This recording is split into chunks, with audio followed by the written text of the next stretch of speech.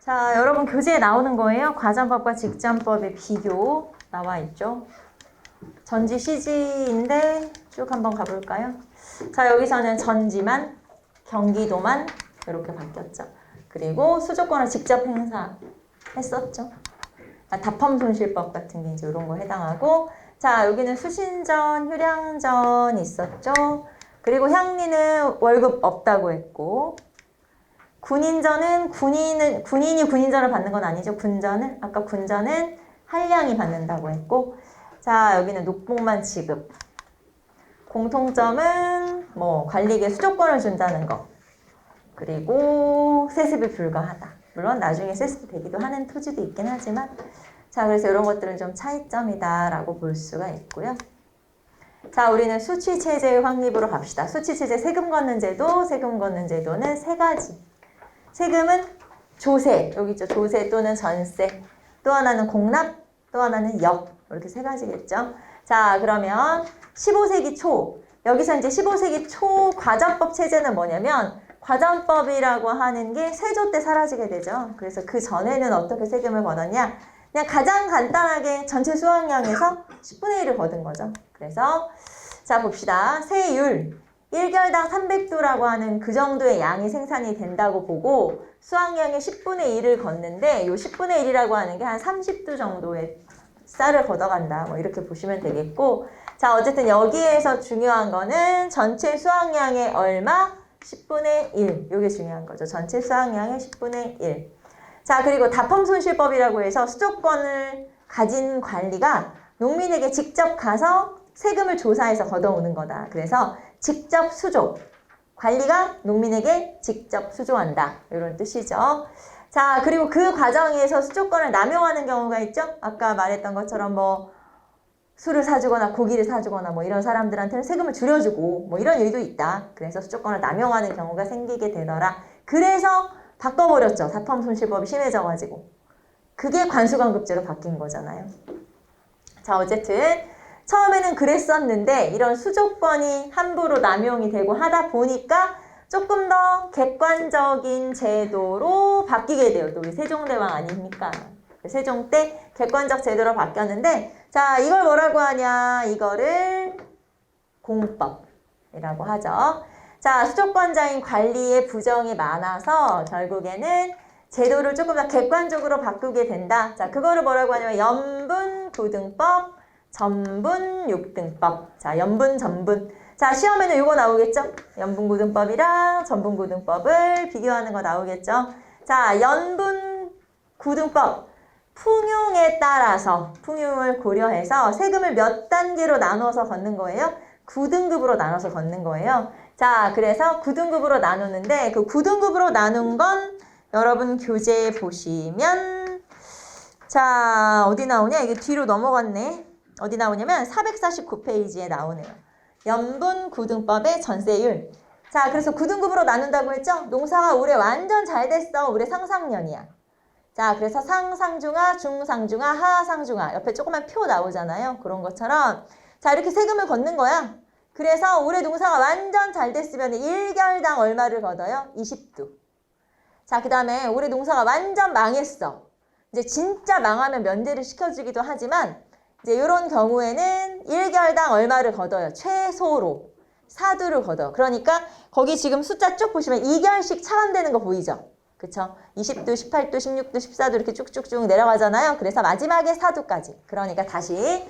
자, 연분구등법이라는 건 풍용에 따라서, 즉 풍년, 흉년 이런 걸 고려해서 자, 9등급으로 나누는데 최고 20두에서 최하 4두까지 이렇게 차등 지급하도록 하는 걸 연분구등법이라고 하고, 자, 그 다음에 전분육등법. 자, 전분육등법은 토지를 비옥도에 따라서 6등급으로 나누는 거예요. 자, 그래서 여러분 447페이지 오른쪽에 보시면 6등급으로 나눈 면적이 언급이 되어 있죠. 물론 이런 거 외울 필요는 없겠죠. 자, 그래서 자, 비옥도를 고려해서 6등급으로 나누는 거예요. 전분 6등법이니까. 그래서 6등급으로 나누고 수등 이척제라고 하는 걸 적용을 해요. 그리고 이적 동세. 자, 이제 막 모르는 말이 잔뜩 나왔어. 자, 일단 연분구등법까지는 무슨 말인지 알겠죠? 그럼 이제 전분육등법 가볼게요. 자,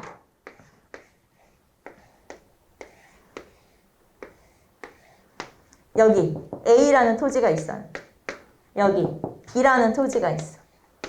A는 토지가 1결, B는 1결.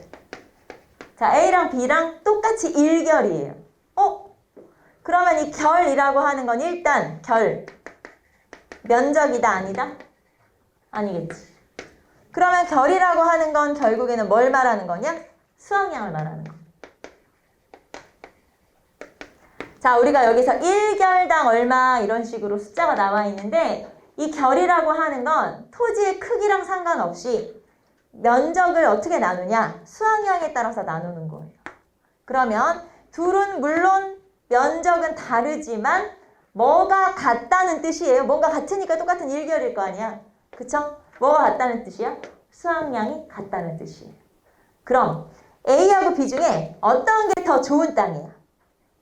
땅이 어떤 게 더 좋은 땅이지?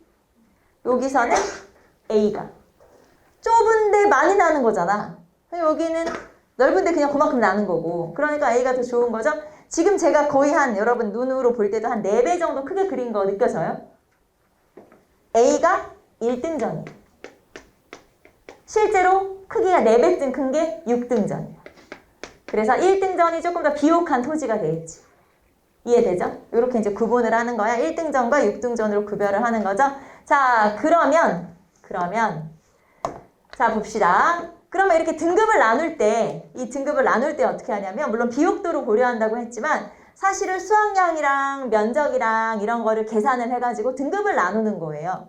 그래서 등급을 나눌 때 어떻게 하냐면, 수등 이척제를 적용해서 등급을 나누는 건데, 수등, 수확량은 같아. 수확량이 같죠? 그런데 측량하는 자를 다르게 해서 등급을 내는 거예요. 뭔 소리냐면은, 자, 봅시다. 자, 이게 6등전이라고 했고 1등전, 2등전, 3등전 점점 면적이 넓어지는 거예요. 점점 비옥도가 떨어지니까.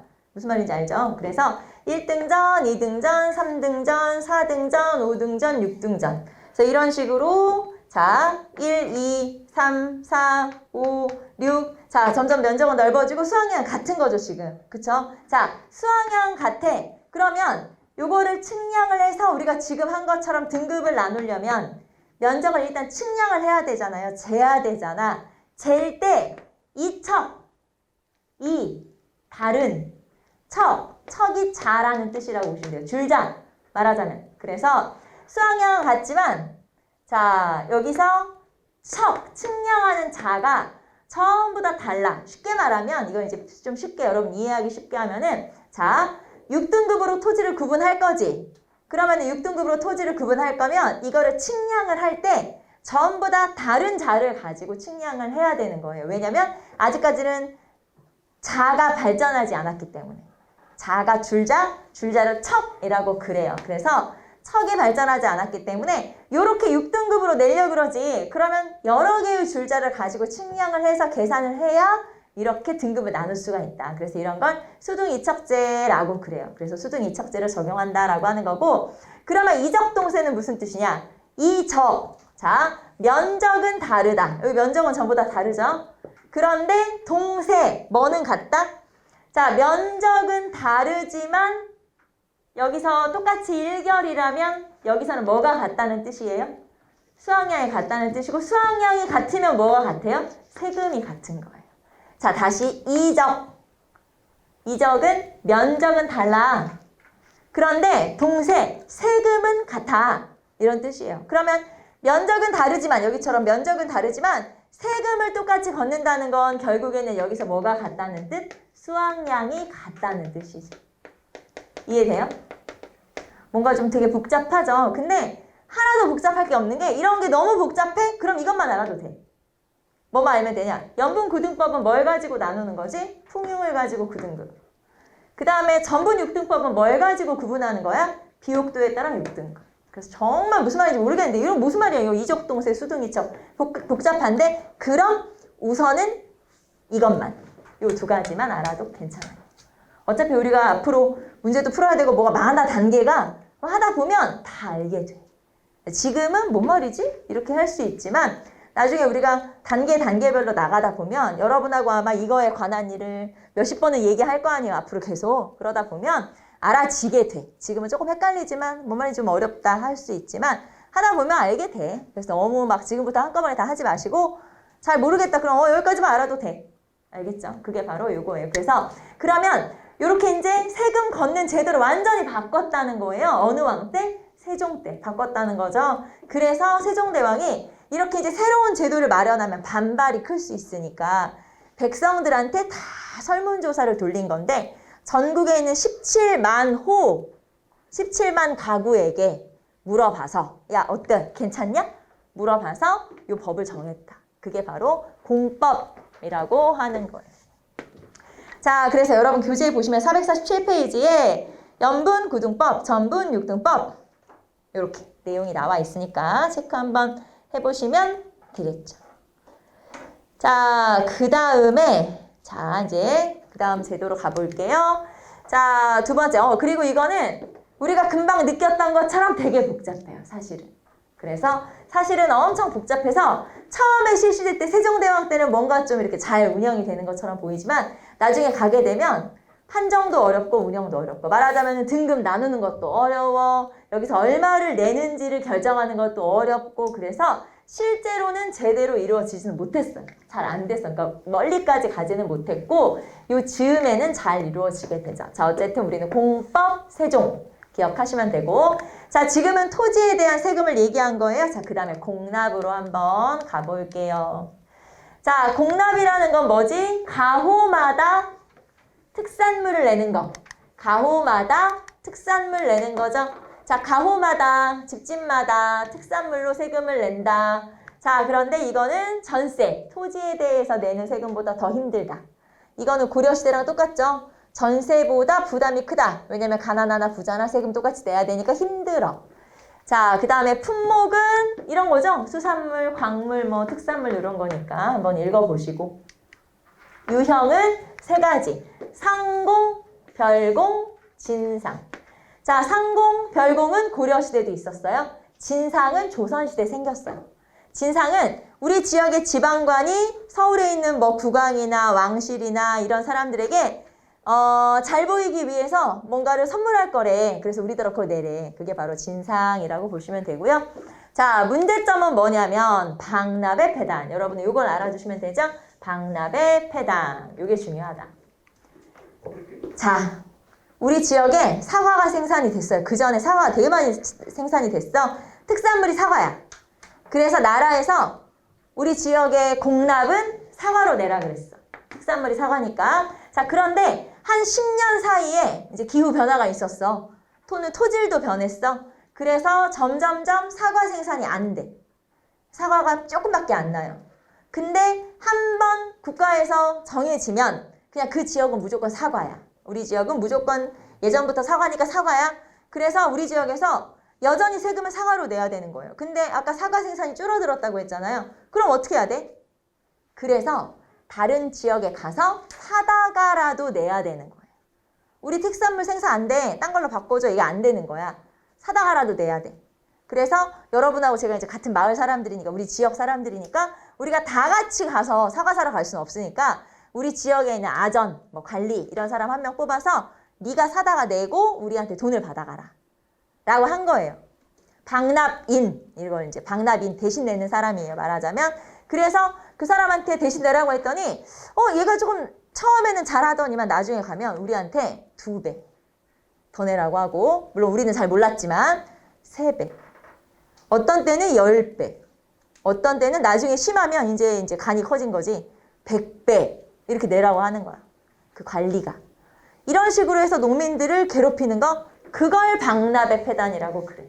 자, 설이나 경절이나 시전상인 이런 사람들이 이제 대납하는 사람들이야, 중간에서. 근데 그 사람들이 중간에 이득을 이렇게 챙기고 돈을 몽땅 받아가는 거.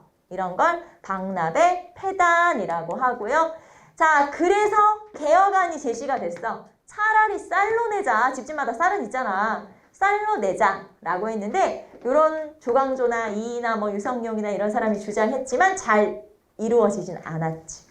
하지만 이게 나중에 아예 법으로 만들어져서 실제로 시행이 됩니다. 그게 대동법이에요. 아까 대동법을 처음 실시한 건 어느 왕? 광해군. 기억나죠, 여러분? 광해군. 그래서 중요하다라고 얘기했었죠? 그게 광해군이야. 대동법이고. 나중에 우리 자세하게 배울 거고요. 자, 그래서 여기서는 박납의 폐단이라고 하는 거 알아두시면 되고요. 특산물로 세금 내는 제도. 자, 그 다음에 이제 세 번째는 역. 역은 몇 살부터 몇 살까지?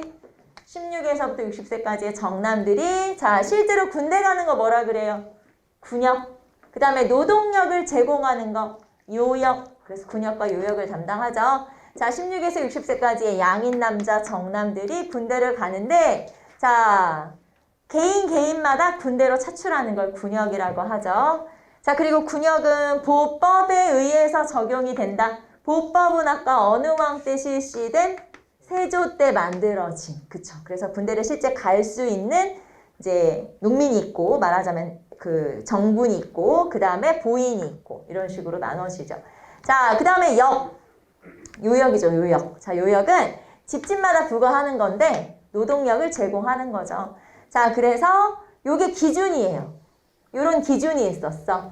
자, 성종 때 만들어진 기준으로 토지 8결당 1명, 토지 8결마다 1명, 1년에 노동력을 동원할 수 있는 숫자는 그 날수는 6일 이내. 자, 그러면 이게 지켜지겠어? 안 지켜지겠지. 그래서 전혀 의미는 없지만 어쨌든 이런 원칙은 어느 왕 때 정해진 거예요? 성종 때 정해진 거야. 그래서 이렇게 됐었다라는 거고. 자, 그러면 이제 군역의 폐단으로 한번 가봅시다. 자, 군역과 요역이 있어요. 사람들이 일단 군역과 요역 중에서는 뭐를 더 힘들어 했냐면 요역을 힘들어 했어요. 왜냐면 가서 하루 종일 일해야 되잖아. 그러니까 힘들어. 그래서 사람들이 이제 뭘 안 하려고 해? 요역을 안 하려고 해. 그러면 요역을 안 하려고 하니까 요역을 일단 필요는 하잖아. 사람들 노동력을 동원을 해야 되니까. 그래서 군인들을 데려다가 요역을 시켰어요. 그래서 이거를 뭐라고 하냐면 군역의 요역화. 군인들을 데려다가 요역을 시켰어. 자, 그랬더니 이제는 어디를 안 가려고 해? 군대를 안 가려고 해. 그래서 군역의 기피현상이 등장하게 되고 이 군역의 기피현상이 군대를 안 가려고 지금 빼먹으려고 한다, 빠지려고 한다. 그게 이거예요. 대립제. 대립 대신 보내는 거야. 자, 내가 너한테 돈 줄게. 네가 내 대신 군대를 갔다 와라. 이렇게 되는 거죠.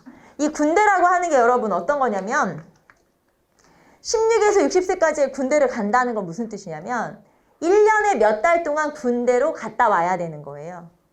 평생이잖아요. 사실 그때는. 여러분 생각해봐. 조선시대 평균 수명이 길지 않아요. 그렇게.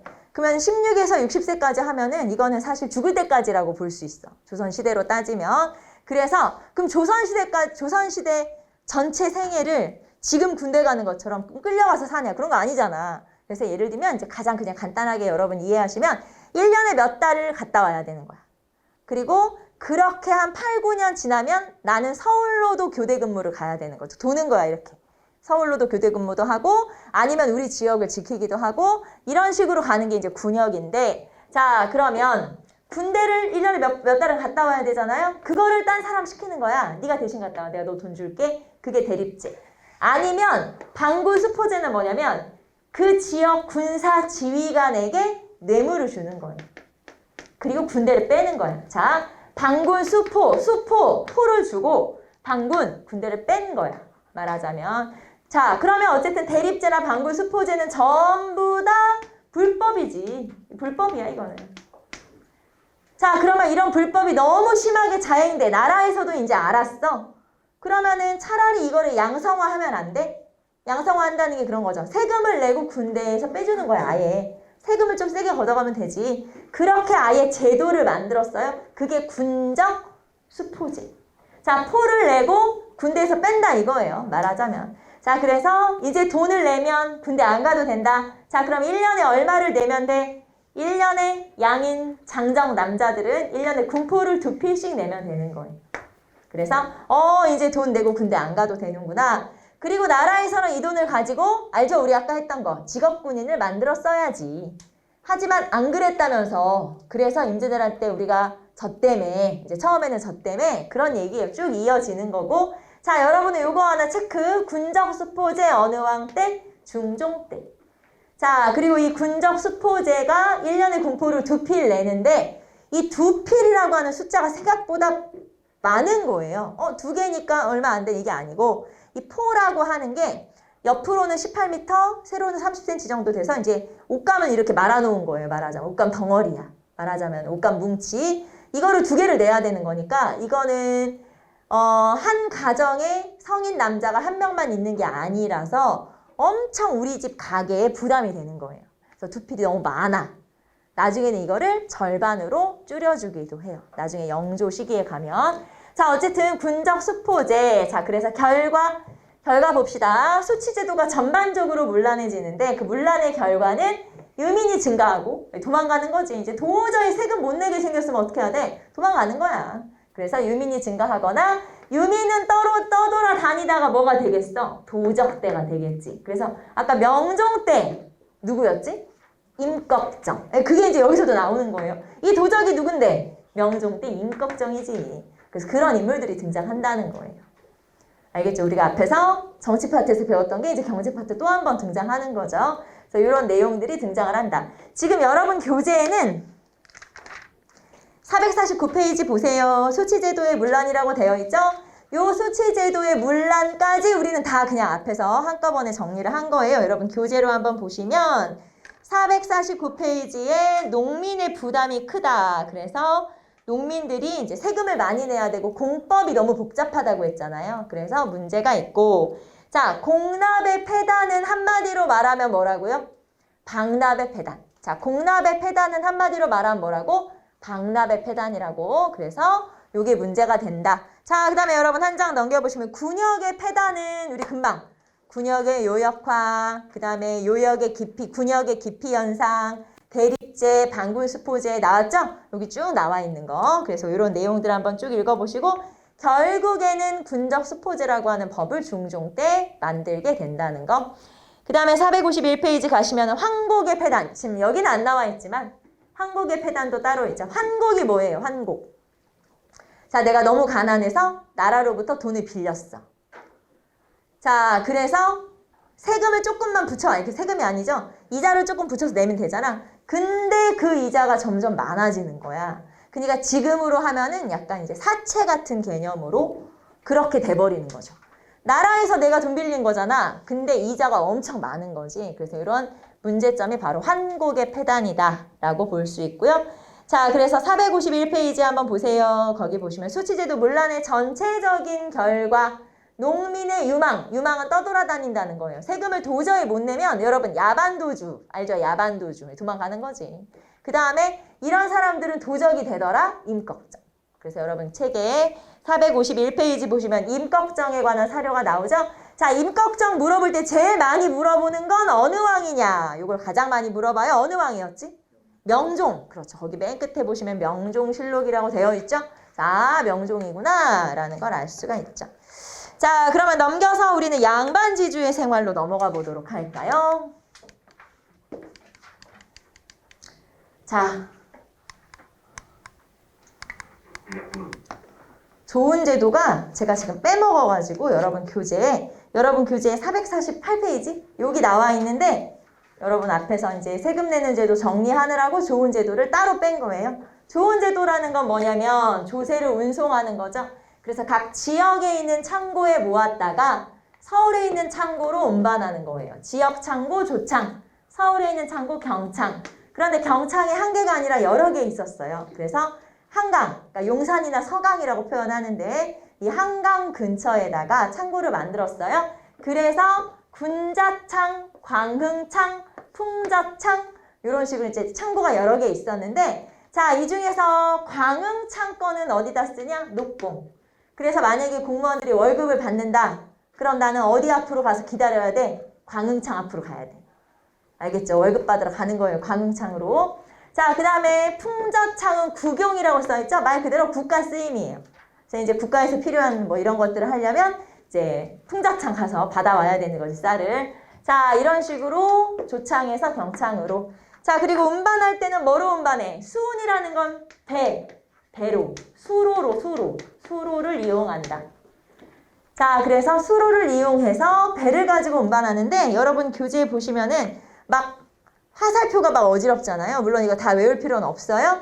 자, 전라나 충청처럼 서해안 쪽에 있는 지역은 서해안을 따라서, 그런데 동해안이나 아니면은 저기 뭐 강원도, 그 다음에 경상도 이런 데는, 충청도 이런 데는, 자, 동해안을 따라서 반바퀴 돌아서 한양까지 올 수는 없잖아. 너무 멀어. 풍랑을 만날 수도 있고 하니까 여기서 이제 내륙을 이용해요. 그래서 남한강, 뭐 낙동강 이런 강들을 이용해서 운반을 하게 된다라고 하는 거죠. 그래서 보시고, 자, 여기서 이제 가장 중요한 건 인류. 이게 좀 중요하죠. 자, 인류라고 하는 건 여러분 449페이지 책에 화살표가 없는 지역 3개. 여러분 지금 화살표가 있다는 건 세금을 걷어서 옮긴다는 거잖아요. 그런데 거기 화살표 없는 지역 3개 있지 않아? 2개밖에 없어? 잘 찾아보면 3개야. 그래서 3개가 있어요. 그게 어디냐? 평안도, 함경도, 제주도. 평안도, 함경도, 제주도는 그러면 어디다 쓰냐? 세금을 걷어 서울로 안 보내? 어디다 써? 사신접대비와 군사비로 사용하는 게 바로 평안도, 함경도, 제주도고, 자, 여기 지도에 나와 있네. 여러분 지도에 나와 있는 거. 여기가 여기 절반 중에 이거 어느 쪽이야? 왼쪽이지? 왼쪽이 평안도. 그 다음에 요 중에서 요 긴 거 여기가 함경도. 아시죠 여러분? 함경도. 자, 그리고 제주도. 이렇게 3군데는 세금을 걷어 서울로 보내 안 보내? 안 보내. 그래서 사신접대비와 군사비로 쓰는데, 그럼 제주도는 왜 안 보내겠어? 제주도. 제주도는 왜 안 보낼까요? 제주도 같은 경우는 일단 멀어. 풍랑을 만나기가 좋고, 제주도는 여러분 현무암으로 되어 있는 거 알죠? 구멍 뽕뽕 뚫린. 그래서 벼농사가 잘 안 돼. 벼농사는 조금밖에 안 되니까 에휴, 그냥 그거에 대한 세금을 또 10분의 1을 걷어야 되잖아. 그러느니 그냥 써라. 이런 거예요. 그냥 간단히. 너무 조금이고, 그리고 풍랑을 만나기가 쉽기 때문에. 그래서 만약에 시험에 인류 지역인데 제주도 빼고 평안도, 함경도만 나왔어요. 맞아요? 그래도 맞아요. 제주도는 들어가도 되고 빠져도 되고 있어도 괜찮고, 만약에 제주도 빼고 설명이 있어 시험에. 그럼 이거 틀렸다고 해야 돼? 맞았다고 해야 돼? 그냥 맞았다고 하면 돼. 이해되죠? 제주도는 있어도 되고 없어도 되고 라는 거 알 수 있죠. 자, 그러면 우리는 양반과 평민의 경제생활로 갑시다.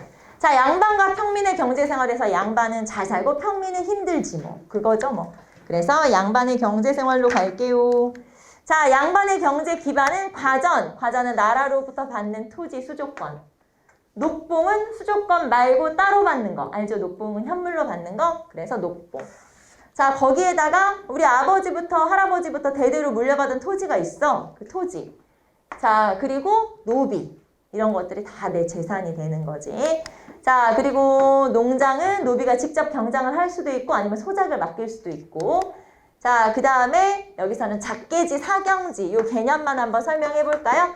자, 나는 서울에 살고 있고 내 땅은 뭐 어디 충청도에 있다고 칩시다. 그러면 나는 노비를 내려보낸다. 이 노비는 무슨 노비? 외거노비겠지. 외거노비를 내려보내. 그러면 노비가 가서 여기가 내 땅인데 요 내 땅에 대해서 농사를 지어요. 그래서 여기에 대한 수확의 생산의 100%를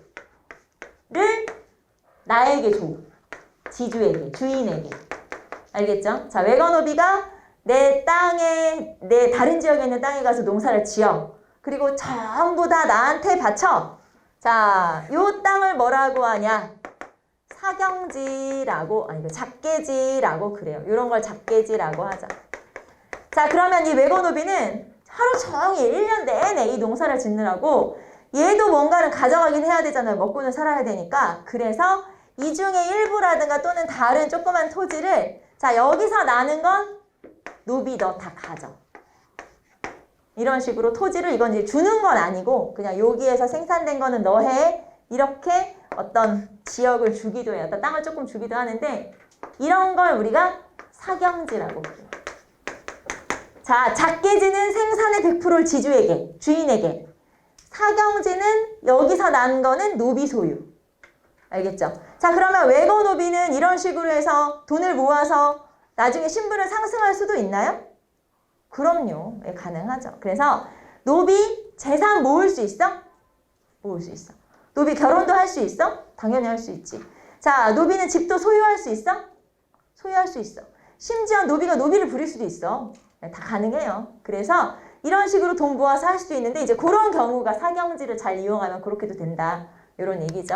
자, 그 다음에 노비는 재산이잖아. 그래서 많게는 300명까지. 300명이라고만 돼 있지만 사실 더 많은 사람도 있었겠죠. 그래서 이런 거. 그리고 따로 사는 노비는 나한테 뭘 바쳐야 돼요? 신공 바치죠. 그래서 이제 다 우리 아는 내용이니까. 자, 봅시다. 그 다음에 농민 생활의 변화에서 자, 여기서 미리 얘기하면 중요한 건 이거겠지. 농업기술의 발달. 자, 그러면 농민 생활 봅시다. 자, 중농정책을 실시해서 농업을 권장하고자 했었고요. 자, 그리고 농지가 그래서 조금씩 증가하기는 해요. 이렇게 이제 개간을 장려하거나 하다 보면 이렇게 농경지가 늘어나는 경우도 있어서 조선 초보다는 몇 배 늘어난 거예요. 이 160만 결 정도면. 자, 그래서 농민들은 이렇게 스스로 뭔가 좀 잘 살 수 있는 방법을 터득을 해 나가는데 그게 농업기술의 발전이죠. 자, 일단 첫 번째 밭농사. 2년 3작의 윤작법이 일반화되었다. 자, 고려시대랑 한번 비교하면서 떠올려 보셔야 돼요. 고려시대는 2년 3작의 윤작법의 보급이었어요. 보급은 시작이란 뜻이었어. 이제는 일반화가 된 거야. 확대가 된 거지. 그래서 제가 지난 시간에 여러분하고 보급하고 일반화라는 거, 확대라는 거 구별을 해야 한다. 기억나요? 고려는 2년 3작의 윤작법 보급. 조선 전기죠, 우리 지금. 2년 3작의 윤작법 일반화 또는 확대. 자, 두 번째 논농사. 남부 일부 지방의 모내기 보급. 자, 여기까지는 고려 말하고 똑같아요.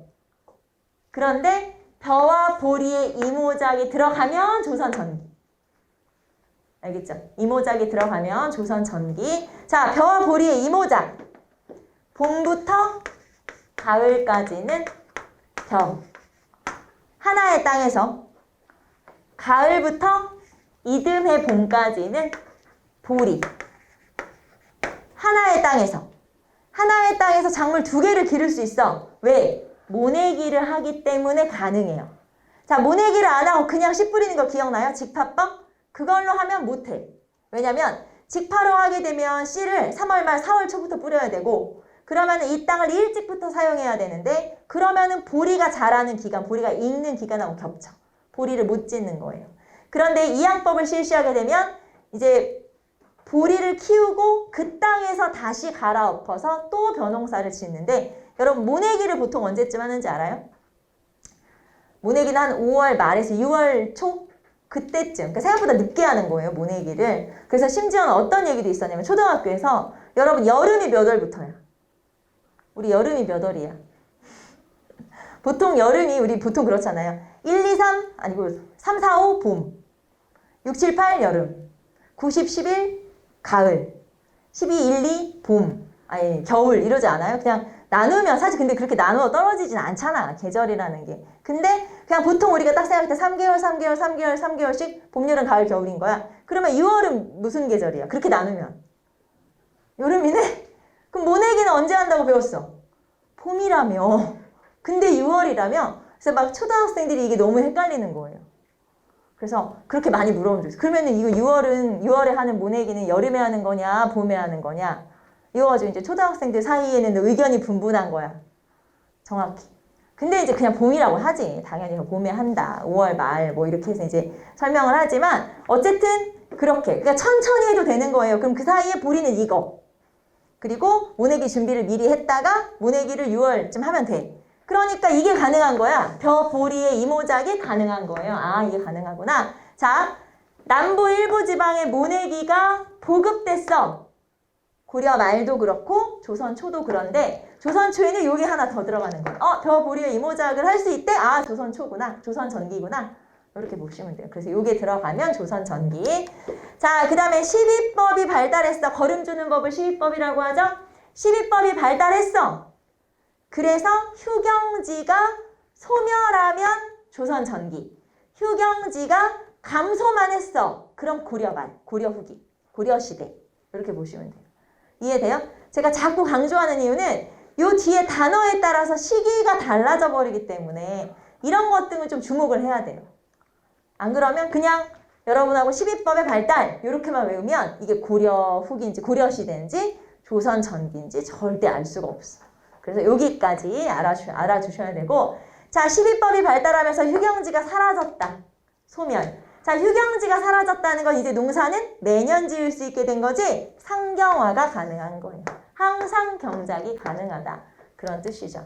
자, 그 다음에 농서 간행. 농사직설 최초의 농서이면서 세종대왕 때. 그래서 이런 최초의 농서도 간행이 되고요. 그 다음에 목화재배가, 자, 목화씨가 전래 된 건 고려 말이죠. 문익전. 그런데 여기서는 목화재배 확대, 전국 확대 말하자면. 그래서 의생활이 개선된 거죠. 여러분이 지금 입고 있는 그 면으로 만든 옷이 일반화된 건 조선 전기라는 거지. 그게 목화로 만든 거니까. 자, 그 다음에 뭐 기타 등등 읽어보시고, 여기에서는 그래서 여러분하고 뭘 기억해야 되냐? 여기서는 2년 3적 윤작의 일반화, 그리고 벼보리의 이모작, 그리고 농경지의 상경화, 휴경지 소멸, 농사직설, 뭐 이 정도? 의생활 확대, 뭐 이거 당연히 중요하고, 그래서 농업기술의 발달을 좀 알아두시면 돼요.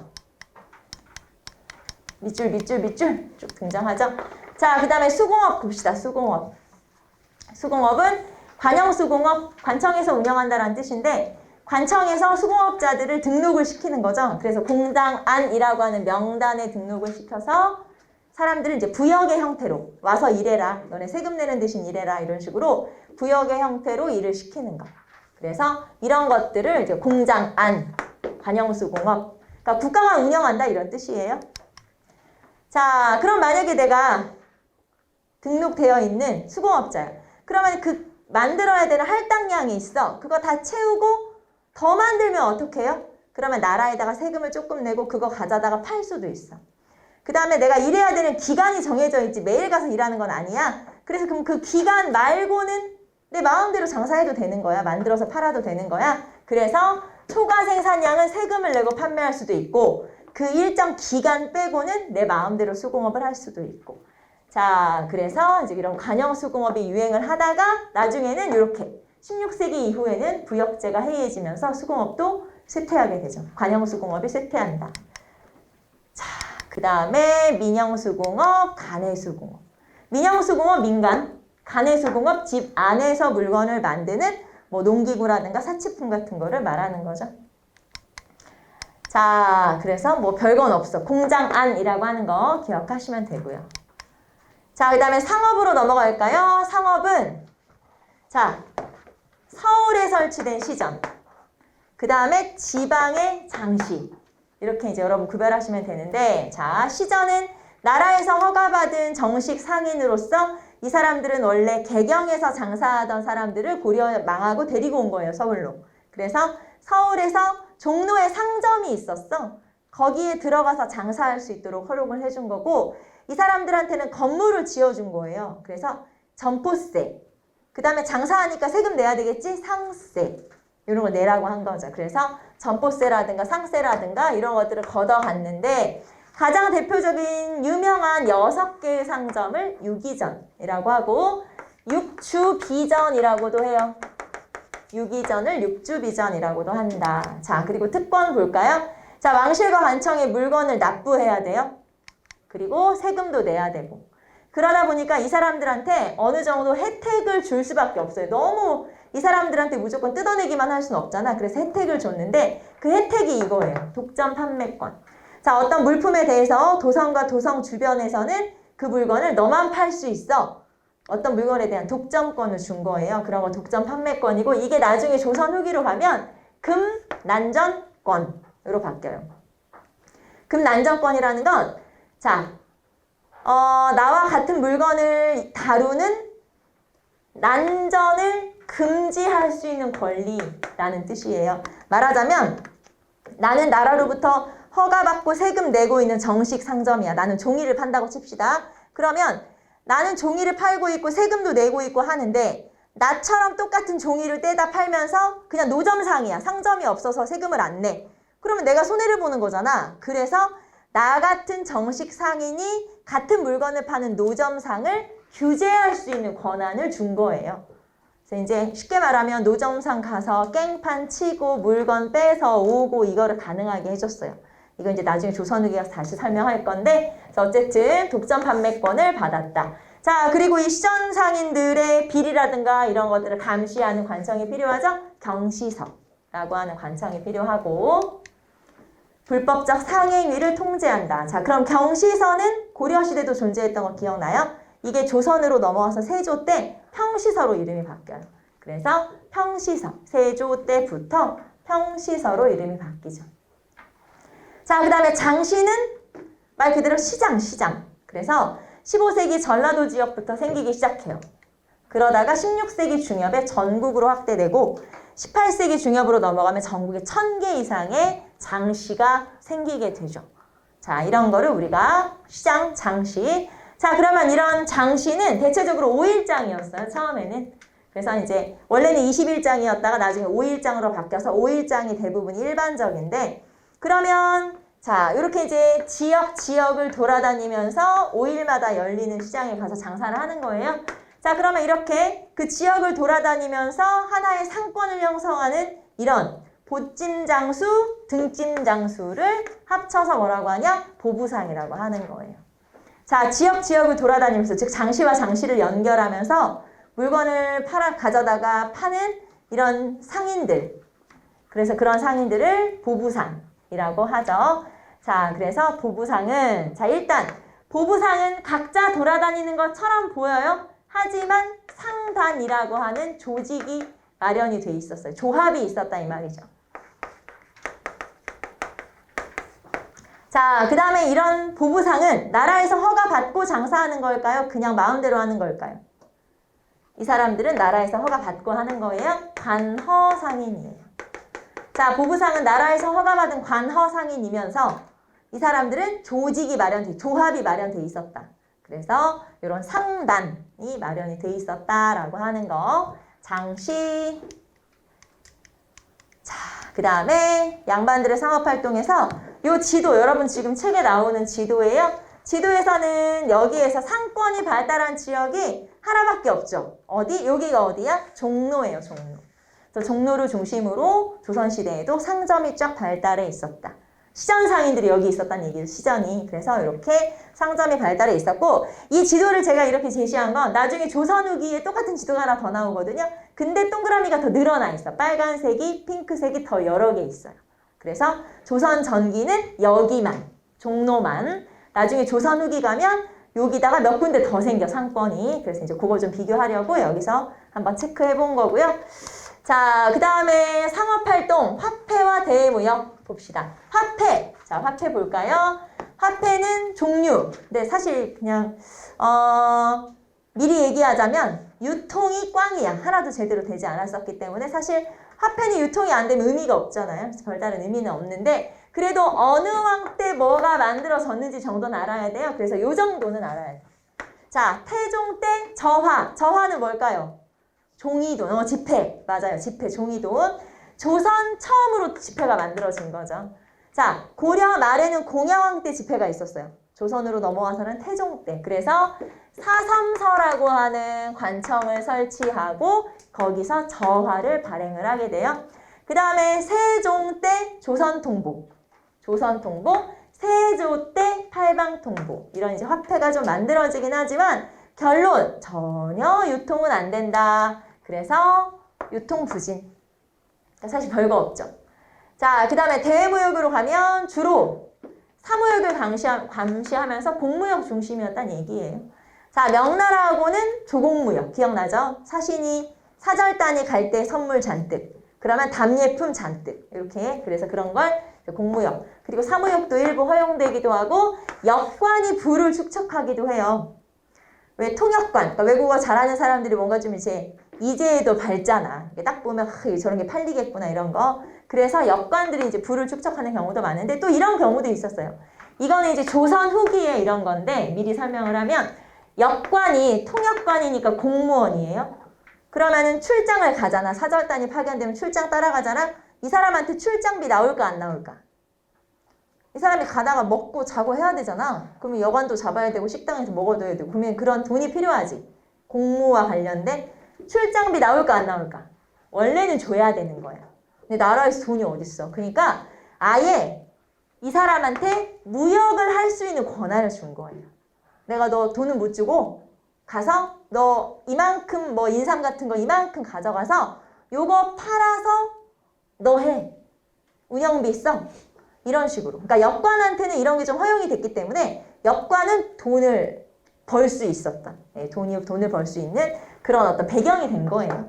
그래서 역관이 부를 축적하는 건 이제 그런 식으로 뭔가 좀 허용이 되는 것들이 있었다라는 거고. 자, 그 다음에 수출품 한번 볼까요? 금, 은, 인삼, 종이. 우리나라는 금은 세공품 잘 만들고 종이도 잘 만들고. 자, 그 다음에 수입. 수입은 이거 옛날에 삼국도 그랬고 고려도 그랬고 조선도 그랬고 다 똑같아요. 비단, 서적, 약재 이런 것들은 주로 수입. 자, 그 다음에 여진. 무역소라고 하는 걸 국경지역에 만들었다고 했죠. 경원, 경성에. 그래서 옷감이나 농기구를 팔고 그 대신 말이나 모피를 사오고. 자, 그 다음에 외관이라고 해서 역시 일본 그런 관청 같은 게 무역과 관련된 관청이 있었다고 했죠. 그래서 여기에서 서적, 약재, 면포를 수출, 굴이나 유황 같은 걸 이제 수입, 사오는 거죠. 이런 식의 무역이 이루어졌다. 그래서 여러분하고 무역까지 한번 살펴봤고요. 자, 이 중에서는 금방 우리가 했던 거는 뭐가 중요하냐? 수치제도와 토지제도 당연히 제일 중요하죠. 체크 한번 해보시고 자, 그 다음에 근대사회, 사회 파트로 가보도록 할게요. 자, 이제 사회 파트에서는 신분제도가 아무래도 중요하죠. 자, 봅시다. 15세기에는 양천제도를 법제화한다. 조선시대의 신분제도는 뭐냐? 법제적으로는 양천제예요. 그럼 양천제라는 건 신분이 몇 개라는 거야? 양인, 천인 2개. 근데 실제 2개? 아니고 실제 4개잖아요. 알죠? 그래서 이렇게 법제적으로는 양천제였으나 실제적으로는 16세기 이후에 반상제가 확립을 하게 돼요. 자, 법으로는 2개야. 하지만 실제로는 2개 아니지 4개지? 16세기부터 4개로 정착이 되는 거예요. 자, 봅시다. 법제적으로는 양천제. 그래서 양인은 자유민, 천민은 비자유민. 자, 그래서 양인은 세금도 내야 되고 하는 계층을 말하죠. 양반, 그 다음에 상민, 그리고 이제 중인. 이렇게 해서 이제 3개의 계층을 말하는 거고, 천민은 비자유민이니까 뭐 노비 같은 이런 사람들을 말하는 거죠. 자, 특징은 신분제 폐지 때까지 조선시대 신분제는 원칙적으로 뭐예요? 양천제. 법제적으로는 양천제. 신분제도 없어질 때까지. 하지만 실제로는 4개. 그래서 16세기 이후에 반상제가 이제 확립이 된다. 자, 이거죠. 이거 알잖아요. 우리 양반, 중인, 상민, 천민으로 이렇게 나눠지지. 4개로 나눠지잖아. 요게 이제 우리가 알고 있는 일반적인 신분제도를 말하는 거고. 자, 신분 이동이 가능하지 당연히. 그래서 이거는 우리가 한마디로 다른 말로 뭐라고 하냐? 개방적 사회. 알죠, 여러분? 그러면 고려가 더 개방적이야? 조선이 더 개방적이야? 어디가 더 개방적이야? 우리 고려 배울 때도 개방적이라고 배우지 않았어요? 고려도 개방적이야. 근데 조선도 개방적이라며? 어디가 더 개방적이야? 시대는 발달할수록 개방적이 되는 거예요. 뒤로 갈수록. 그러니까 최근에 가까울수록. 그럼 어디가 더 개방적이야? 조선이. 당연히 조선이 더 개방적이죠. 자, 그래서 개방적 사회. 근데 이제 뭐 개방적이라고 해서 완전 신분 상승 막 다 가능하고 막 이런 거야? 아니잖아요. 그래서 여기서는 이제 개방적 사회인데 어디보다 개방적이야? 고려보다. 그쵸. 고려보다 개방적이라는 거지 진짜 확 개방적은 아니잖아. 그래서 여기서는 고려에 비해서 개방적이란 뜻이다 라고 하는 거예요. 하지만 신분제가 완전히 없어진 건 아니니까 당연히. 자, 그래서 양천제도와 반상제도라는 거 기억하시면 되겠죠? 자, 요 지금 여러분 표에 나오는 거랑 비슷한 그런 거예요. 똑같은 거예요. 색깔만 좀 넣어본 거죠. 자, 그래서 맨 위에 양반, 중인, 상민, 천민. 그래서 이제 이렇게 신분이 4개로 나눠진다 라고 하는 거고 우리는 조금 더 디테일하게 자세히 살펴보도록 합시다. 자, 양반부터. 자, 양반. 문반과 무반 2개. 그래서 양반. 자, 그래서 자, 15세기는 문무반이 양반이었어요. 그러니까 문신과 무신의 관리가 양반이었어요. 공무원이 양반이야. 자, 그런데 16세기로 넘어가면 문무반에다가 플러스 가족과 가문까지도 양반이라고 해요. 예를 들면 지금 15세기예요. 우리 아빠 공무원 아빠. 우리 아빠 공무원. 그 다음에 엄마, 나, 세 식구야. 그럼 이 중에서 15세기니까 누구만 양반? 아빠만 양반이에요. 맞아요. 근데 16세기로 넘어가서 그 가족까지도 다 양반이라고 부르게 된 거예요. 자, 16세기가 되면 우리 식구 중에 누가 양반? 다 양반. 알겠죠? 의미가 어떻게 된 거예요? 확대된 거죠. 자, 이렇게 의미가 확대가 됐어. 그리고 뭐 이거는 다 아는 거. 자, 지위는 정치적으로는 공무원이고 고위관리고 경제적으로는 토지를 소유한 계층이고 그 다음 사회적으로는 관료이면서 유학자. 그런 사람들이 양반이다 라고 하는 거고 자, 그러면 여러분 양반이 점점 늘어나면 양반의 지위는 어떻게 될까요? 양반이 많아졌어. 양반의 지위는 어떻게 돼? 떨어지는 거지. 그쵸? 줄어드는 거야. 그럼 양반 입장에서 양반이 많이 늘어났으면 좋겠어? 안 늘어났으면 좋겠어? 안 늘어났으면 좋겠지. 그래야 우리 권리가 유지가 되지. 그래서 하급 관료들을 중인으로 묶어버린 거예요. 너네는 이제부터는 중인이야. 그래서 올라올 생각하지 마. 약간 이런 거죠. 그래서 이렇게 문무 양반만 사족으로 인정하고 자, 뿐만 아니라 내 자식이긴 한데 첩한테서 낳은 자식이야. 얘는 양반이야 아니야? 아니에요. 중인이야. 무슨 말인지 알겠죠? 그래서 첩의 자식은 서울로 딱 묶어서 걔네들은 양반이 되지 못하게 하는 거지. 자, 이런 식으로 우리랑 가깝지만 이 사람들이 양반으로 돼서 늘어나면 안 되니까 이렇게 딱 규제를 해버렸다라고 볼 수가 있어요. 자, 그래서 중인층, 그러니까 이제 처음에는 여러분 중인도 사실은 사대부 출신이었어요. 처음에, 그러니까 다 똑같은 신진사대부에서 온 거야. 그런데 어느 순간 하급 관리들 또는 기술직들은 야, 너네들은 그냥 중인이야. 오늘부터. 너네들은 신분 상승하려고 하지 마. 딱 묶어버린 거야. 그 다음에 첩의 자식의 서울도 마찬가지죠. 왜냐면 양반이 늘어나면 안 되니까. 자, 그래서 사족 제한 그리고 중인층은 빼고 이런 식으로 딱 묶어버렸다. 뿐만 아니라 서원이라든가 제가한 여자의 아들과 손자 이 사람들은 법으로 뭐가 금지돼 있다? 문과 응시가 금지돼 있잖아요. 그래서 신분 상승이 절대 불가능하게 만들어버렸다라고 하는 거 알 수가 있죠. 자, 그 다음에 조선시대 신분계층 중에서 이제 양반 살펴봤고 양반의 의미 변화 살펴봤고 중인으로 가볼까요? 중인은 이것만 여러분 잘 구별하시면 돼요. 넓은 의미의 중인이 있고 좁은 의미의 중인이 있어. 자, 중인은 넓은 의미가 있고 좁은 의미가 있어요. 넓은 의미는 중간 계층 전체를 말하는 거예요. 자, 그러면 위에는 양반, 아래는 평민, 그 가운데 다 중인이지. 그래서 이렇게 넓은 계층, 중간 계층을 말하는 거고 자, 보시면 기술관, 서리, 군교, 향리 전부 다를 말하는 거고 자, 그러면 좁은 의미는 누구만 말해? 기술관만 말하는 거예요. 기술관. 그래서 여러분 그냥 간단하게 설명하면 특정 시험 같은 걸 통과한 그런 공무원 그런 사람들은 기술관 그 다음에 나머지 사람들은 그냥 중간계층 이렇게 보시면 돼요. 그래서 자, 요 기술관에는 좁은 의미에는 기술관만 해당하고 넓은 의미에는 서울이거나 향리는 넓은 의미의 중인이에요. 자, 서울은 좁은 의미야 넓은 의미야? 넓은 의미의 중인이다 라고 하는 거 알 수가 있죠. 자, 그 다음에 지위는 뭐 직역이 세습되는 그런 하급 관료들을 말하는 거죠. 이런 행정 실무를 담당하는 계층이나 전문직. 지금으로 하면은 법관, 의사 이런 사람들 전부 다 사실은 중인층이었지. 조선으로 따지면. 자, 그 다음에 서울. 자, 여기서는 이게 중요하죠. 서울. 자, 서울은 중서부터 볼까요? 중서. 자, 서울을 다른 말로 중서라고 해요. 왜냐면 중인 취급을 받는다라는 의미로 중서라고 하고요. 양반 첩의 자손을 말하는 거죠.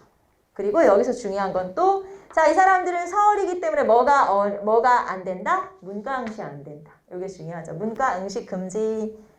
그리고 관직에 오르더라도 상품 이상은 안 되죠. 이런 걸 한품 서용이라고 그래요. 서얼 계층이다.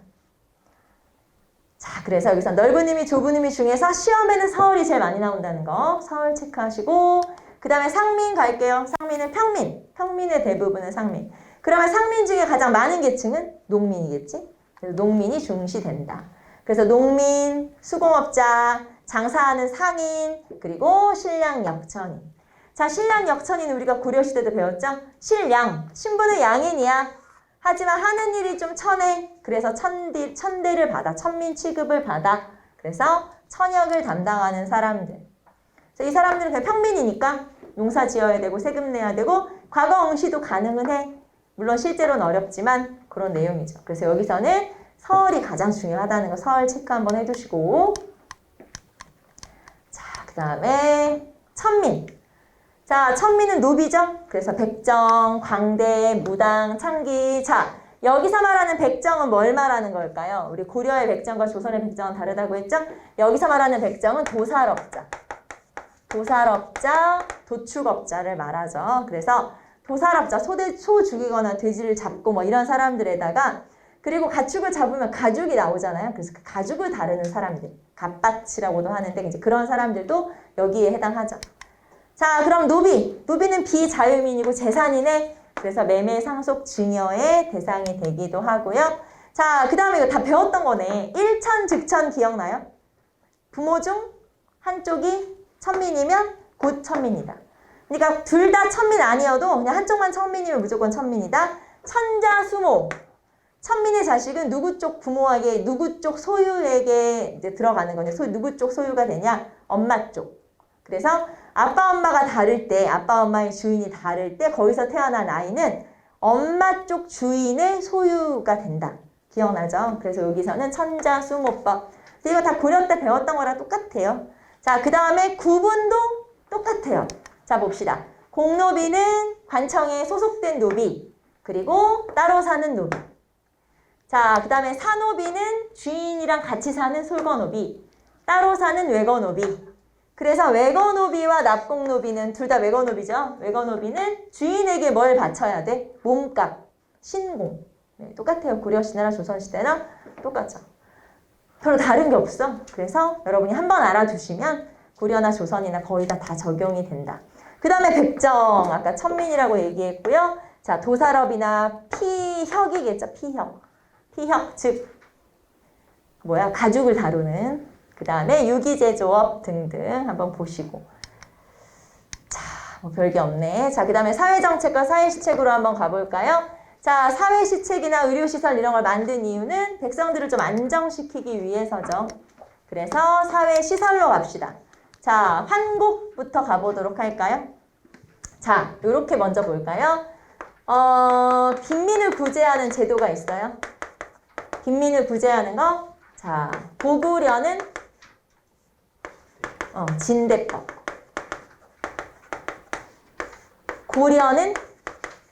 고려의 빈민 구제하는 제도는 뭐예요? 봄에 막 빌려줬다가 가을에 갚는 거 있었죠? 다 비슷비슷한 제도 있지 않았어요? 그럼 고려시대 뭐라 그래? 이게 의창이에요. 흑창이었다가 의창으로 바뀌잖아. 요거. 자, 그럼 이게 조선으로 오면 뭐가 돼? 이게 환곡이에요. 그런데 환곡이라는 건 나라에서 운영하는 건 환곡. 그럼 이거를 개인이 운영하기도 하나? 네, 개인이 국가의 지원을 좀 받아서 개인이 운영하기도 하거든요. 그거를 사창제라고 그래요. 그리고 이 환곡제를 운영할 때, 자, 15세기에는 그럼 이제 돈을 빌려주는 거죠. 곡식을 빌려주는 거죠.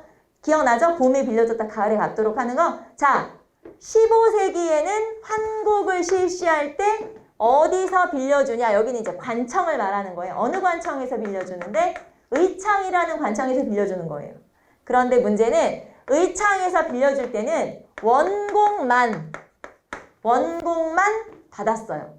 자, 쌀 한 가마니 빌려갔어? 한 가마니 맞네. 이자 없어.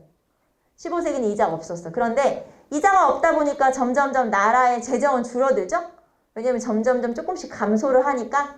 그래서 상평창으로 바꿨어요. 자, 이제는 16세기로 넘어갔어. 16세기에는 곡식을 어디로 빌리러 가야 돼? 15세기에는 곡식 빌리러 의창으로 갔지? 16세기는 곡식 빌리러 어디로 가야 돼요? 상평창으로 가야 돼. 이게 무슨 말인지 이해돼요? 다시 황곡이라고 하는 건 제도. 그러면은 쌀 빌리러 나 가야지. 쌀 빌리러 15세기에는 어디로 가? 의창으로. 16세기에는 쌀 빌리러 어디로 가요? 상평창으로. 그래서 여기는 관청이 달라진 거다. 그런데 또 뭐가 다르냐?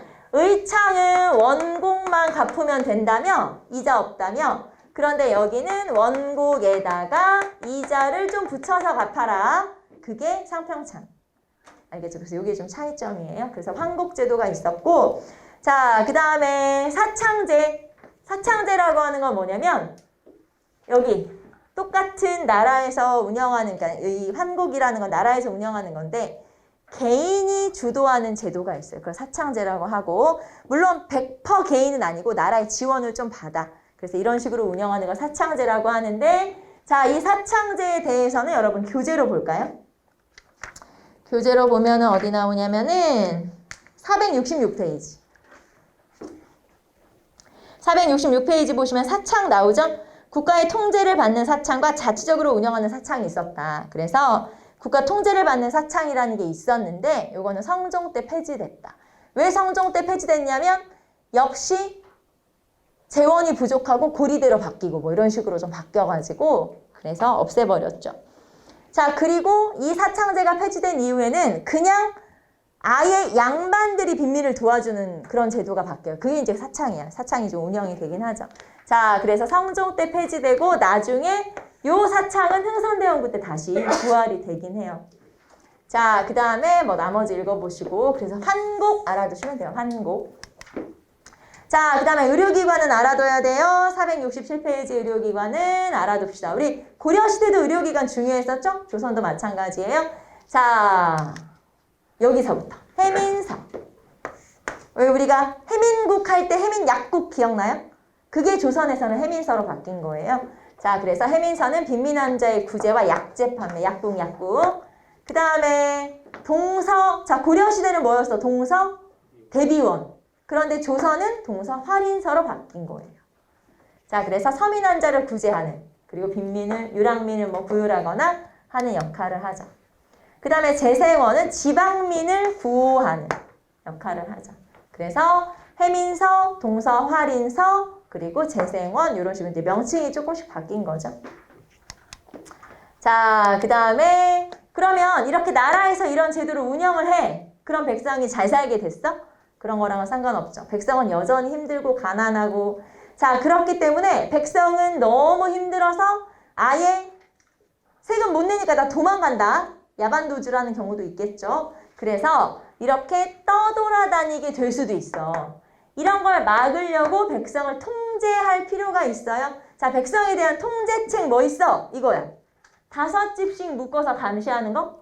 오가작 통제. 자, 주민등록증을 더 열심히 발급하고 검사하는 거. 그래서 함부로 어디로 막 도망가지 못하게 하는 거. 그런 걸 뭐라 그래요? 호패법이라고 해요. 그래서 오가작 통제와 호패법은 결국에는 주민을 통제하는 그런 제도다라는 걸 알 수가 있어요. 자, 호패법은 언제부터 실시? 태종 기억나죠? 태종 때. 그 다음에 오가작통법 같은 경우는 이거는 한 명의 건의로 만들어졌기 때문에 한 성종 때쯤 법제화 된다고 보시면 돼요. 성종 때 법제화. 자, 그래서 나머지 한번 쭉 보시고 여기서는 의료시설 좀 알아두시면 되겠죠. 자, 그 다음에 법률로 넘어가 볼까요? 형법. 자, 형법은 대명률을 적용하기도 하고 그리고 경국대전에 형전이 있어요. 그래서 형전을 적용하기도 하죠. 자, 중죄. 중죄는 말 그대로 심하게 처벌하는 죄.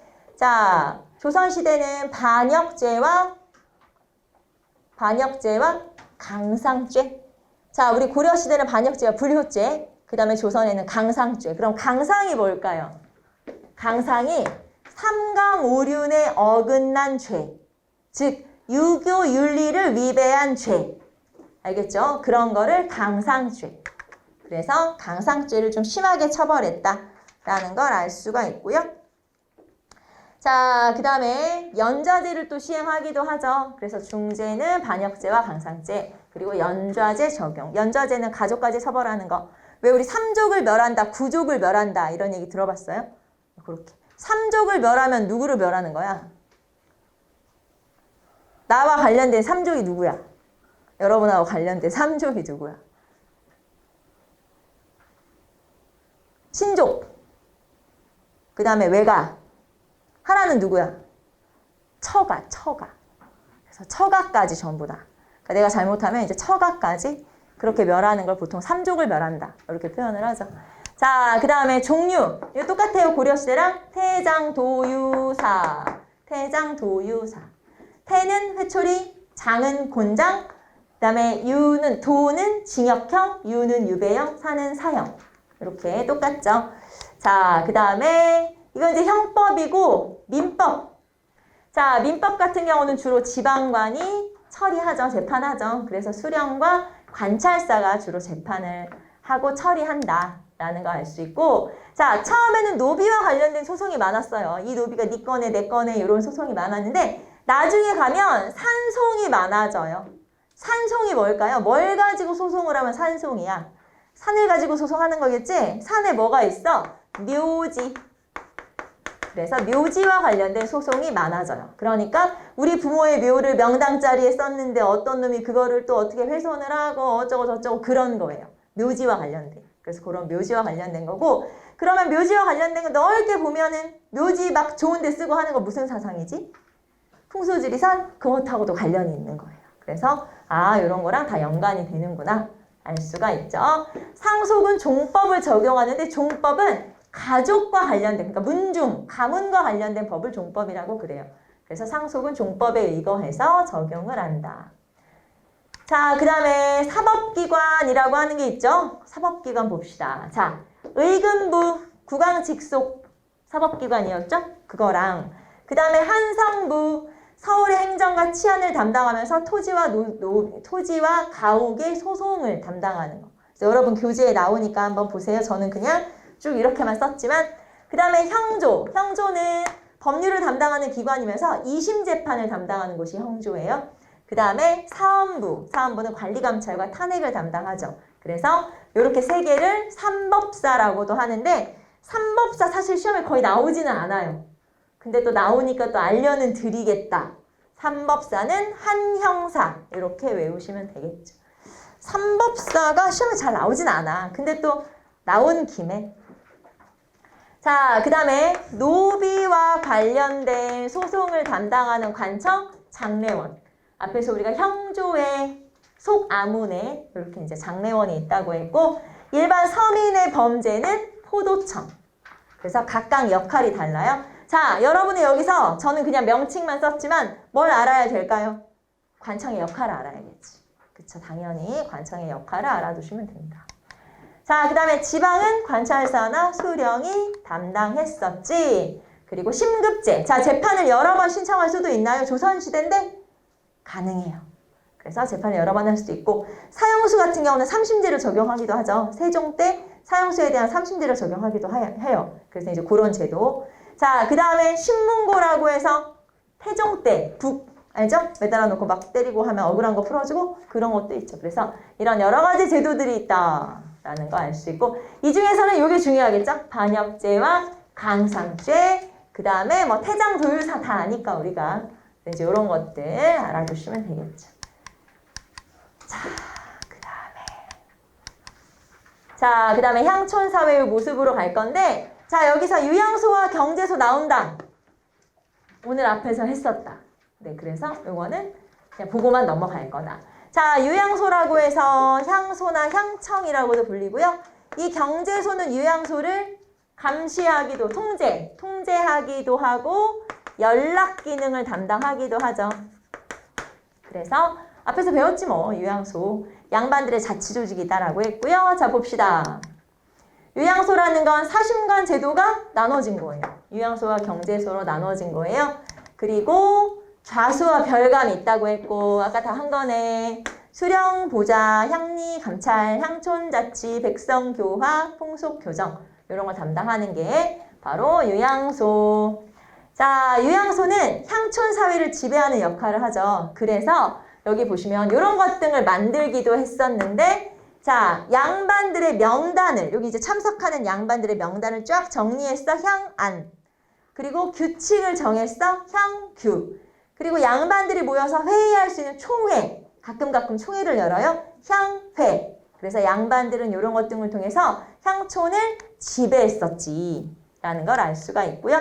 경제소는 중앙의 관료로서 연락기관이면서 통제를 담당한다. 자, 그래서 유양소 경제소는 오늘 오전에 했기 때문에 패스. 자, 그 다음에 촌락의 구성과 운영에서 이것도 중요한 게 별로 1도 없네. 자, 정부가 향촌을 통제하는 거 오가작 통제와 호패법을 강화한다라고 하는 거 나왔었고요. 자, 반촌, 민촌으로 나눠지는데 실제로 양반만 사는 마을, 평민만 사는 마을은 거의 없어요. 다 섞여 살기 때문에 사실 명칭은 별 의미가 없다. 이런 것도 한번 읽어보세요. 별로 중요한 게 없네. 자, 여기서 향도만 체크되어 있는 건 이 향도는 우리 언제 나왔던 향도? 고려시대에 나왔던 향도. 그 향도가 조선으로 연결되기 때문에 체크 한번 해본 거고 중요한 게 별로 없네요. 자, 가족제도로 가봅시다. 자, 향촌사회 조직과 가족제도로 한번 넘어가 볼 건데, 자, 가족제도 474페이지에 자, 부계와 모계 모두 영향을 받는 사회다. 왜 고려시대까지만 하더라도 모계의 영향을 많이 받았는데 조선시대는 부계의 영향도 받는 사회. 자, 그리고 문중이라는 게 형성돼요. 문중은 가문. 자, 그래서 부계 중심의 동족 문중이 형성된다. 그러니까 이제 우리 집안, 뭐 가문, 문중 다 비슷한 표현이에요. 그래서 이런 문중이 형성됐다. 자, 그 다음에 결혼제도로 가봅시다. 결혼제도는 자, 이렇게 여러분 이해하시면 되는데 고려와 조선 전기는 비슷해요. 고려부터 조선 전기까지. 그러면 이거랑 뭐가 다른데? 조선 후기는 완전 달라.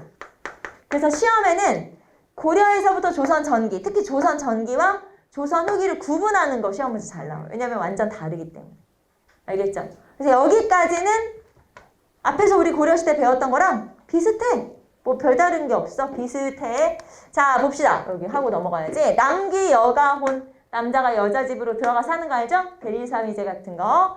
그 다음에 적서차별. 적서차별은 자, 적서차별은 고려시대는 있었다? 없었다. 고려는 없어요. 이건 조선시대 생긴 거야. 적서가 뭐예요? 적자와 서자를 차별하는 거야. 설, 시험 못 보게 하고 하는 거 있죠? 그게 적서차별이에요. 자, 적서차별은 고려에는 없고 조선에만 생겼다. 자, 여자가 재혼은 안 돼. 여자 재혼 금지. 이거는 고려 때부터 조선에만. 고려 때부터 있었어? 아니면 조선에만 있어? 아니, 고르라는 거예요, 여러분한테. 고려도 있었어? 없었어. 조선에만. 알겠죠? 자, 요 두 개. 적서차별, 조선만. 제가 고려랑 조선 전기랑 비슷하다고 했지만 요 두 개는 차이점이다 이 말이에요. 이건 조선에만 있어. 자, 적서차별, 서자차별하는 거 조선에만. 여자는 재혼하면 안 돼. 이거는 조선에만. 알겠죠? 고려시대는 안 그렇고. 그 다음에 상속은 자녀 균분 상속. 이거 고려랑 똑같아요. 똑같이 나눠줘. 자, 재산을 똑같이 받았기 때문에 재산은 어떻게 지내? 돌아가면서. 윤행이라는 게 윤회봉사랬죠. 윤회봉사. 자, 이렇게 된다는 거 한번 읽어보시고 뭐 상장제를 이건 뭐 별로 중요한 건 아니에요. 자, 그래서 적서차별 재가금지는 조선에만 나타나는 특징이다 라고 하는 거고, 여러분 474페이지 보시면은 자녀 균분상속이라고 해서 거기에 율곡선생 남매 분재기, 그러니까 율곡 이의 형제들에게 율곡의 아버지인 이원수가 이렇게 재산을 똑같이 나눠준 내용을 기록한 문서, 그거예요. 이런 분재기를 통해서 아, 조선 전기까지는 균등상속이구나 라는 걸 알 수가 있다는 거죠. 그 다음에 넘겨보시면 성리학적 사회질서의 강화에서 자, 예학과 보학의 발달로 넘어가 봅시다. 자, 예학이라는 건 말 그대로 예절에 관한 학문. 그래서 주로 도덕 윤리를 강조하면서 신분질서를 유지하는 역할. 그 다음에 기능은 가족과 종족 간의 어떤 재래의식을 확립하거나 하는 거. 그러니까 우리 가족, 우리 집안 이런 걸 좀 강화하는 역할을 하기도 하고, 이제 그건 이제 보학도 마찬가지지만 예절을 강조하는 거예요. 그래서 예절을 강조하는 걸 예학. 자, 15세기부터 시작해서 이렇게 예절을 강조하는 시대가 됐다가 가장 예절이 발전했던 시기는 17세기. 그래서 예학의 시대라고 불릴 정도로 굉장히 예학이 발전했는데, 자, 여기 이제 중요한 거 아무것도 없어. 자, 요건 중요해. 이런 예학이 정쟁, 말하자면 정치적으로 붕당 간에 싸우는 계기가 돼서 예절 때문에 싸웠던 사건이 뭐냐? 물어보면 그건 뭐죠? 예속 논쟁. 이거 물어본 거야. 이거 예속 논쟁이에요. 그래서 다시 자, 예속 논쟁은 뭘 가지고 싸운 거예요? 막 상복 입는 거 가지고 싸웠잖아요. 그건 예절을 가지고 싸운 거고, 그렇게 예절을 중시하는 학문을 뭐라 그래? 예학이라고 한다. 자, 나머지는 여러분이 따로 외울 만한 거 없어요. 아, 예속 논쟁이 이런 거구나. 요 정도만 알아두시면 돼요. 이해되죠? 별거 없으니까. 자, 그 다음에 보학. 보학은 족보예요. 족보 연구하고 막 암기하고 하는 거. 그래서 왜 영화나 드라마 보면 막 그런 거 나오지 않아요?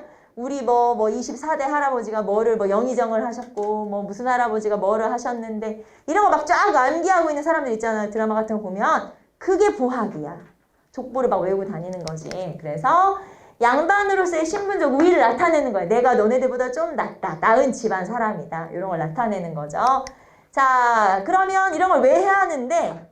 이거죠. 문벌을 과시하거나 아니면 내부 결속을 위해서 또는 배우자를 선택할 때도 도움이 되는 거예요. 아니면 붕당을 구별할 때, 아, 너랑 나랑 우리 집안이 무슨 사이니까 우리는 뭐 어떻게 되는구나. 이런 거를 이제 정리하는 거죠. 자, 그러면 여기서 우리가 알아야 되는 건 이거. 지금까지 남아있는 모든 족보 중에서 가장 오래된 거. 이런 거 우리 이렇게 말하죠. 현존 최고의 족보. 안동건 씨 성화보. 그래서 이 안동건 씨 성화보는 성종 때 1475년의 족보예요. 그래서 이 1475년의 족보가 아직까지 남아있다. 지금까지 남아있는 모든 족보 중에서 가장 오래된 족보는 안동건 씨 성화보라고 하는 거. 요 정도만 알아두시면 되고, 자, 그 다음에 서원으로 갑시다. 서원. 자, 서원이 여기서 드디어 나왔네. 우리 서원은 오늘 어디서 배웠었냐면 사림과 훈구가 싸웠어. 사화. 그래서 누가 피해를 봤어? 사림이. 그러면 사림이 피해 보면은 지방으로 내려갔다면서요? 향촌으로 내려갔어요. 향촌으로 내려가서 뭐 만들었어요? 서원과 향양 만들었어요. 그래서 이거를 기반으로 해서 사림이 성장을 했지. 그리고 나서 나중에 정계로 진출했지. 여기서 나온 거예요. 서원과 향양은. 그래서 여기서 나온 서원과 향양이 여기 다시 나오는구나. 자, 그러면 서원은 무슨 역할을 해? 선현에 대해서 제사를 지내요. 그러니까 훌륭한 선비에게 제사 지내는 거예요. 자, 이 선비는 우리 집안 사람일 수도 있고 아니면 내가 존경하는 선생님일 수도 있고. 알겠죠? 그래서 선현에 대한 제사 또는 학교니까 교육, 그 다음에 성리학 연구 이런 것 등을 담당하죠. 서원은 학교예요, 학교. 그래서 교육을 담당한다 라고 보시면 되고, 자, 그러면 학교에서 훌륭한 선배들과 선생님들과 술 한잔 마시면서 좋은 덕담을 들어 향음주례라고 그래요.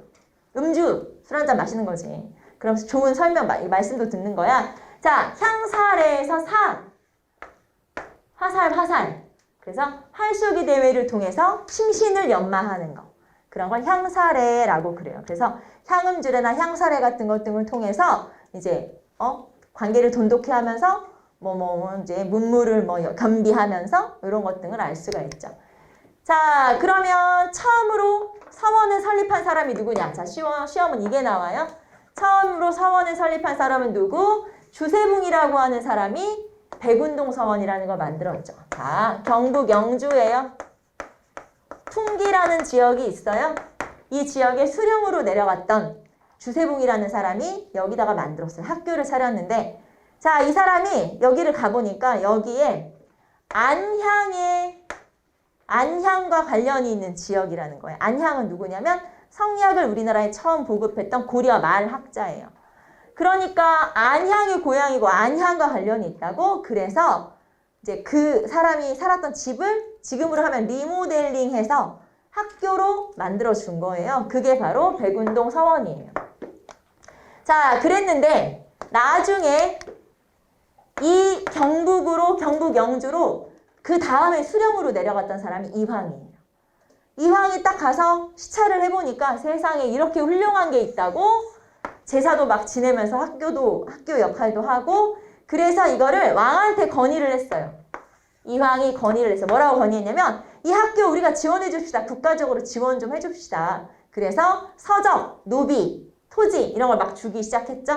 자, 이렇게 나라에서 인정해줬다. 이런 걸 사액이라고 그래요. 실제로 사액이라는 건 무슨 뜻이냐면 편액, 편액은 건물 간판이에요. 하사, 건물 간판을 새로 내려줬다 이런 뜻인데 임금이 새로 학교 이름을 지어서 내려보내주는 걸 말해요. 그래서 원래 이름은 백운동 서원이었죠. 그런데 명종이 새로 이름을 지어서 소수서원이라는 이름으로 바뀌게 된 거예요. 자, 그러면 최초의 서원은 어디냐 물어보면 원래 이름이 백운동 서원이니까 백운동 서원. 자, 최초의 사액서원이 어디냐? 사액은 임금이 새로 이름을 내려준 거죠. 그리고 막 지원을 해준 거지. 자, 이황의 건의에 의해서 최초의 사액서원이 된 곳은 어디? 소수서원. 이렇게 대답하시면 돼요. 자, 다시 최초의 서원은 백운동 서원, 안향에 대해서 제사 지내는 사원, 주세붕이 만든. 자, 이거를 나라에서 지원받을 수 있도록 건의를 했어. 누구의 건의? 이황의 건의. 그래서 이름이 바뀌었어. 소수서원. 그래서 최초의 사액서원은 소수서원이에요.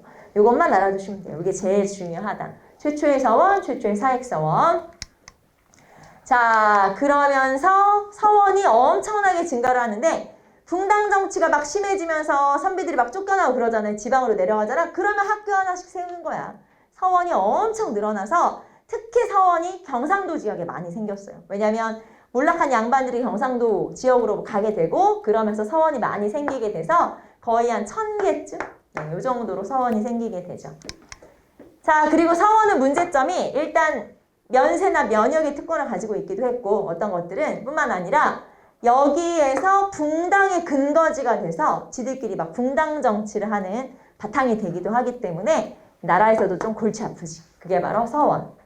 그래서 여기서는 시험에 설립 요거 알아두시고 자, 그 다음에 향약으로 갑시다. 자, 향약은 원래는 농민 조직이 있었어요. 농민 조직. 이 농민 조직에다가 플러스 유교 윤리를 가미한 거예요. 자, 미풍양속을 계승한 농민 조직이 있었고 예를 들면 이 조직이 향도 같은 거라고 생각하시면 돼요. 여기에다가 유교 윤리를 가미하는 거야. 그래서 새로운 조직을 만드는 거죠. 무슨 말이냐면 자, 여러분 마을에 여러분끼리 끼리끼리 모이는 조직이 있었어. 사조직처럼 이렇게 개인적으로 모이는 게 있었단 말이야. 그런데 그 지역의 양반인 내가 볼 때는 여러분들끼리 끼리끼리 모이는 거는 너무나 음란해.